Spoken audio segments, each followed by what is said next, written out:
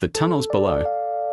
The city's sewer tunnels had always been a source of whispered stories, rumors of missing people, strange noises and shadows that moved where no light should be. But for David, a sewer inspector, it was just another job. Pipes needed maintenance and the city paid him to make sure everything kept flowing. One rainy evening, he got an urgent call about a blockage deep within the old tunnels. He grabbed his gear, pulled on his boots, and descended through a rusted maintenance hatch into the darkness below.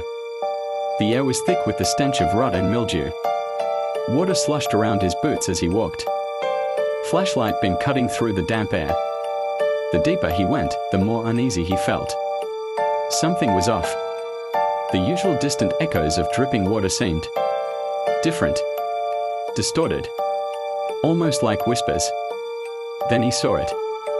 At first, he thought it was just another pile of debris, broken pipes, rotting wood, and chunks of brick. But as he got closer, he realized it wasn't debris at all. It was a mound of bones. Human bones. His breath caught in his throat. Some were old, yellowed with age, while others were disturbingly fresh, still slick with something dark. His radio crackled, making him jump. He grabbed it, but only static answered him. Then the whispering stopped. Silence pressed in on him. And then, something moved. A shape slithered just beyond his flashlight's reach. He swung the beam wildly, but saw nothing.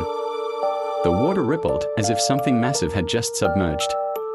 David turned to run, but his foot hit something soft.